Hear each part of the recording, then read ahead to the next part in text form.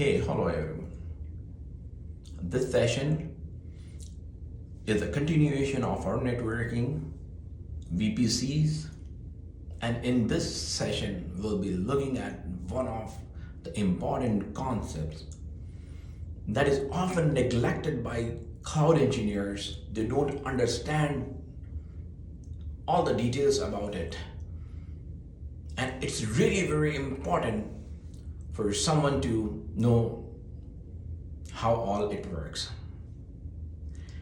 What I mean by it is we'll be discussing the IP addresses, VPC CIDRs, Subnet CIDRs, what are the private range of the IP addresses that a network we can assign to a network, and everything about it.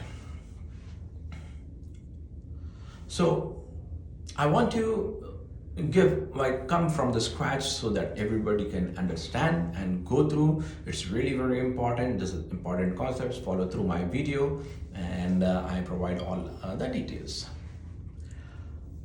So within a network, there are resources. Many resources are there. Some servers, some databases, some other web servers are there, some other a few other resources are there. So how it is reaching, how it is identified.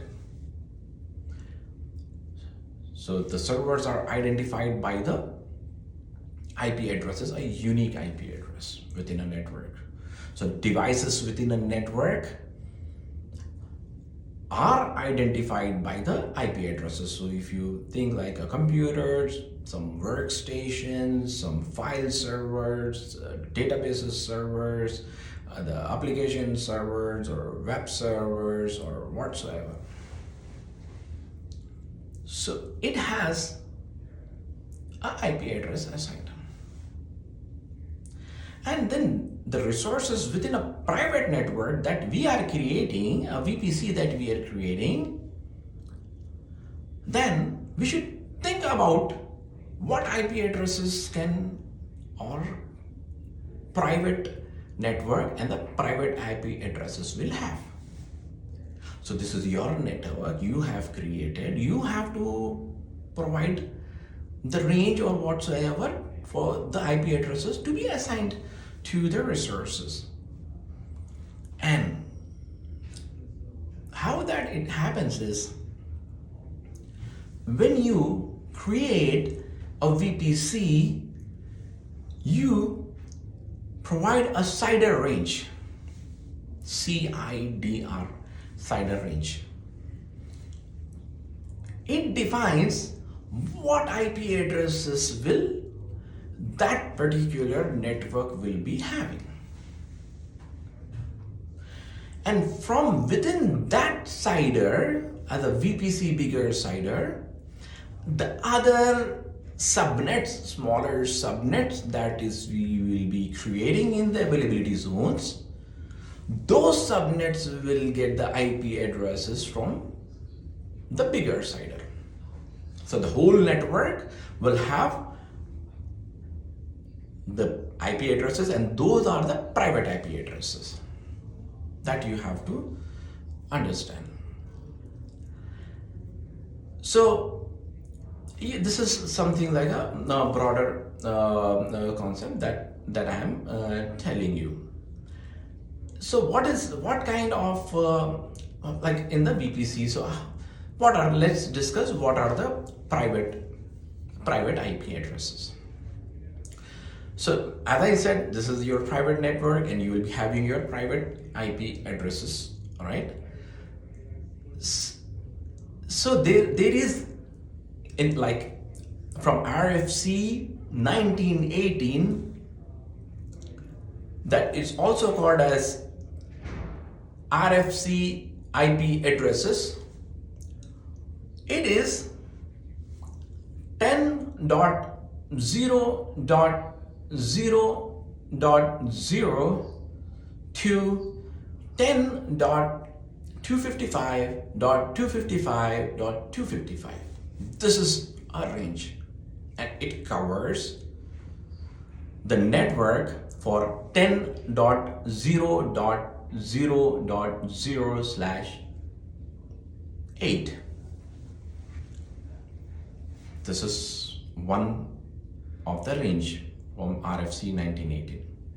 One another range is 172.16.0.0 to 172.31.255.255.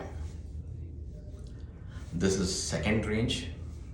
These are all private IP addresses range that only these you can, from these you can use. And the one that I said, 10.16, 172.16.0.0 to 172.31.255.255. This would cover up to the /12 range. I'll discuss what /12, what /8 and everything. You will understand about it. I'm sure you will understand.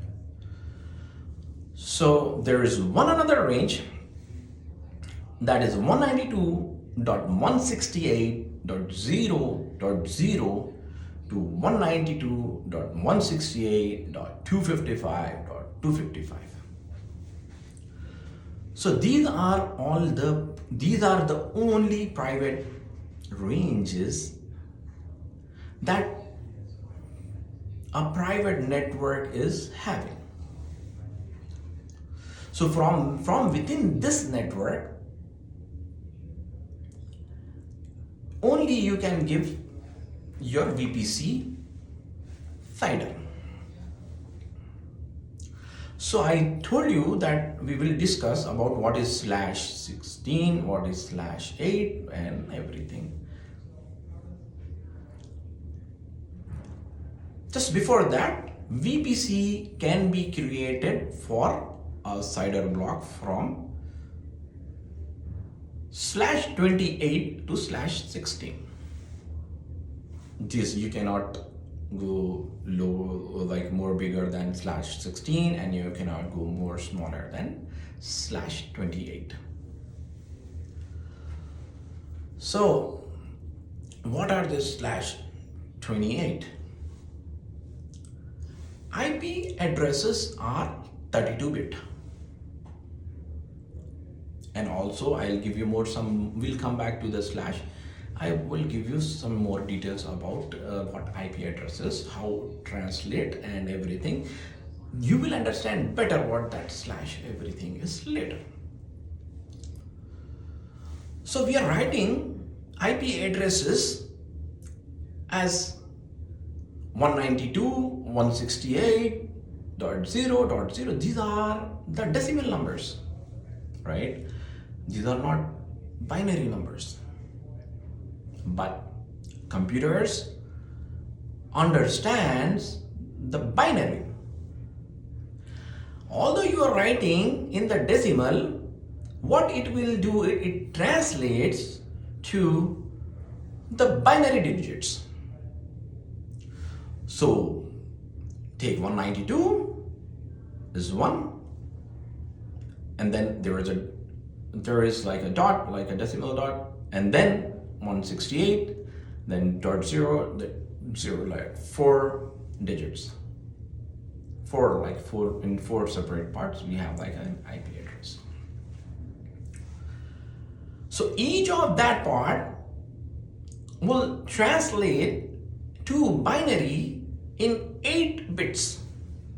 192 in 8, 168 in 8 zeros, ones, whatever the value of the binary will be. And 192, 168 dot whatever, right? 4, right? 4 of that parts will translate into 4 octets, 8 bits of binary. So together it is 8 times 4 is 32-bit binary address is the computer understand what its address, IP address. So you're writing in decimal numbers, it translated to the binary, and the computer have like a 32-bit of the binary address. That is something, it will be something for you to understand. And also,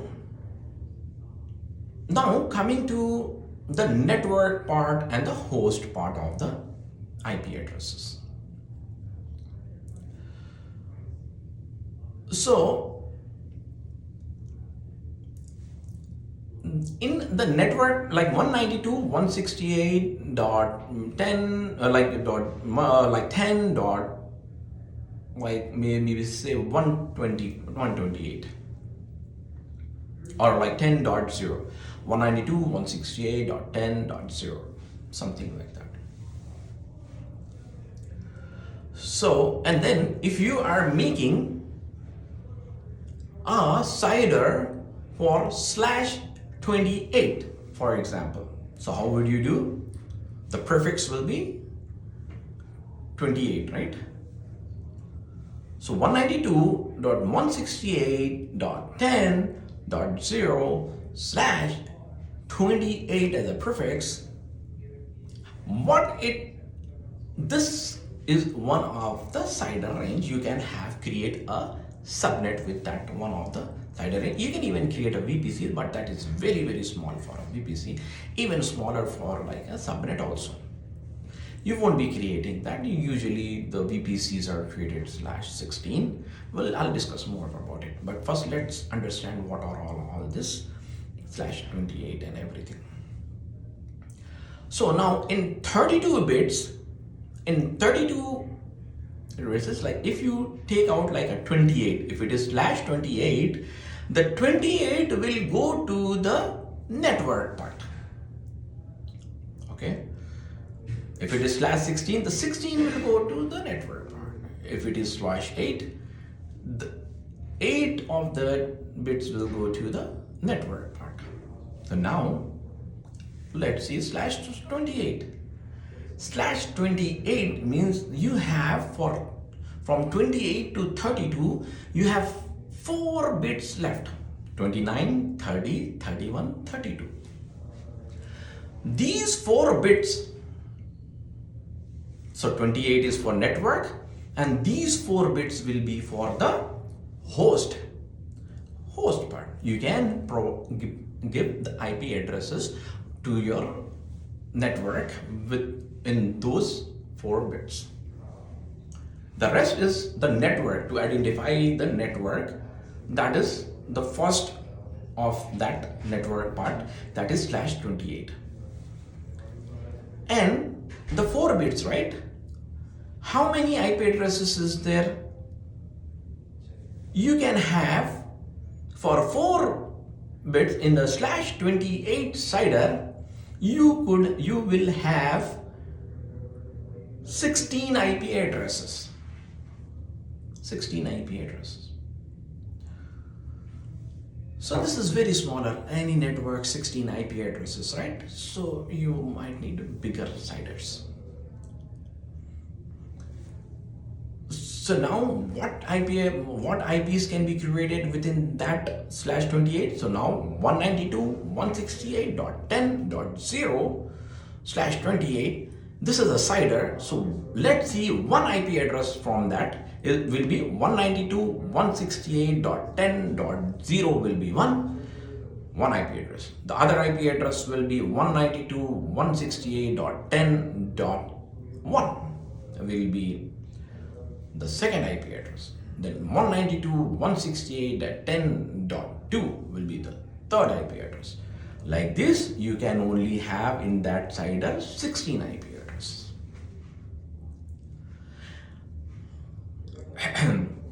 Similarly, if you have a little bigger CIDR, maybe take it for /28 is very small. You can have /24. So /24 means you will have more IP addresses in that. What I mean by that, 24 is going to the network part, that to identify the network, where like all these networks is, and the rest is another, I think, 8 bits remaining for the host part. So 8, in those bits, the IP addresses to the within the network can be given. So that might come up to 256. So this is bigger CIDR, more IP addresses. 256 is a lot more than 16. So as you go smaller the number and after the slash, then you will be having more IP addresses for your network within that CIDR. I'm sure you have understood all of my explanation, all these for the IP addresses. Now, it is important that you have to create, when you create a VPC, you have to give a CIDR range. You cannot create a VPC without a CIDR range. And once you given the CIDR range, you cannot change it. You have to create a new VPC. So it has to be doing a consideration and about how many resources are to be going into that VPC CIDR, VPC network, and accordingly that CIDR has to be decided. And then, as I said, it will be, you can have IP like the CIDR ranges for the VPCs to be created from /28, and then the biggest you can create it is for the /16. That is something you have to keep in. And mostly in the organizations, the VPC networks are /16. It can be different, but like something. So within that, you can have subnets created. That subnet will be, then the subnet CIDRs. I'll discuss separately about subnets in the upcoming videos, so I don't go so much. So from the VPC's bigger CIDR, bigger range of IP addresses, then you will assign some of the smaller CIDRs, like if you have given /16 for a network as a CIDR, /16 might have thousands of IP addresses, maybe it might go 64,000, or I don't know the exact number, but it's a lot. So within that, you can create smaller subnets, smaller CIDRs for the subnets within the VPC. VPC CIDR is one thing. Subnet CIDRs are another thing that you will be creating. So the subnet CIDRs, if a VPC is /16, then you can create subnet CIDR for /24, /21, depending on your needs. So I'm sure you have understood these concepts of all this, the CIDRs, the private IP addresses range, and giving the CIDRs to the subnets within the VPC. First, a bigger VPC CIDR will be created, and then the subnet CIDRs. So these are really something very important for you to understand, because when you will be having IP addresses to the resources and you do not know where it is coming from, it is really something not that cloud engineer should be like. It is must, I think. And then often I have seen a lot of people, they do not understand just the IP address something, because mostly it is auto assigned and things like that. They won't give like a thing about it. So we have looked VPC CIDRs, subnet CIDRs, the private ranges that a network can have, and the ranges, right? And then the some like all the IP addresses that can be assigned, the slash, the prefixes that we are giving, /28, 16, whatsoever. That is we have discussed, and it's clear that I think you have understood. One more thing I would like to tell you: private IP addresses and public IP addresses. This is a very important concept. You put it in your mind and then you understand it very clearly. Private IP addresses and public IP addresses. So these IP addresses are not public. It means it's only private and it is within your network only. Something within your network, one resource to another resource, it can locate that IP address. But anything coming from outside public resource, like from outside the internet or outside of this network, mostly from like anything from the internet, it will not, any those resources coming from internet, it will not identify this resource with the private IP addresses. So these private IP addresses will be within your own network only. That is very important to understand. And some NAT device, what is NAT? Network Address Translation. You should understand this concept also clearly. When you understand this, so you will have like a broader understanding of how the Route 53 sometime, like in many other resources, how like what the public subnet, private subnet, and things like that. A lot of things you will, and from the Route 53, the resource are being the targets to within the private networks, how it is translating and everything. So you have to understand that these private addresses are within your network and no one from internet can directly have access and identify your resources in the private network. That is very clear. So there will be some NAT devices, network address translation.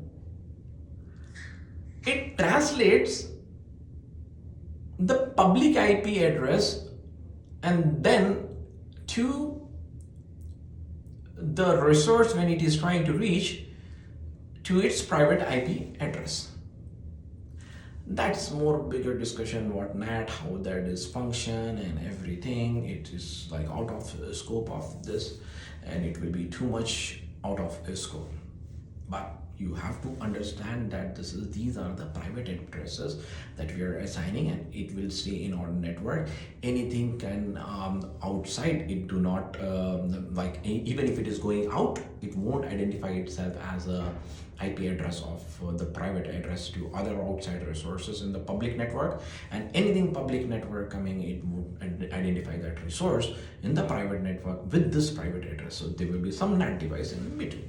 That is something to understand, and this is one another concept. So this is really something we have discussed, the ranges, and then any of the range that I said, those within that range, one from like 10.0.0.0 to 10.255.255.255, 192.168 dot 0.00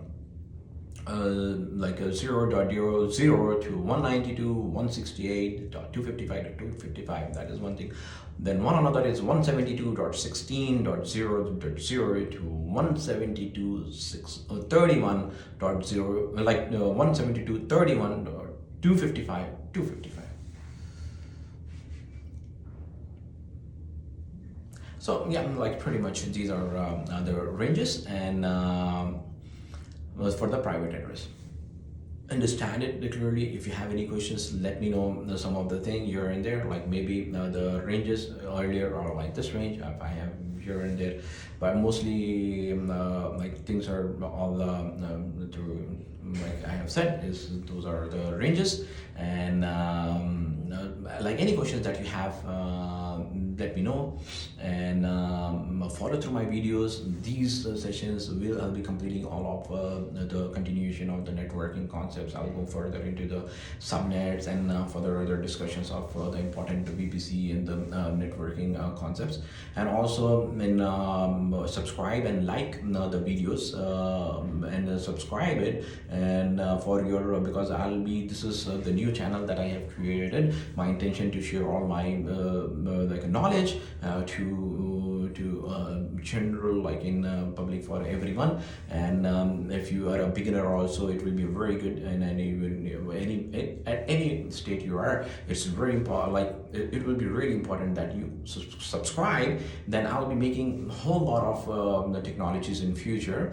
So it will, like, I'm thinking about one stop for all the technologies for my channel. That will be something really would be in the long run. And so for that, it's important for you to subscribe. Great. Thank you so much, everybody. You have fun and study hard. Great.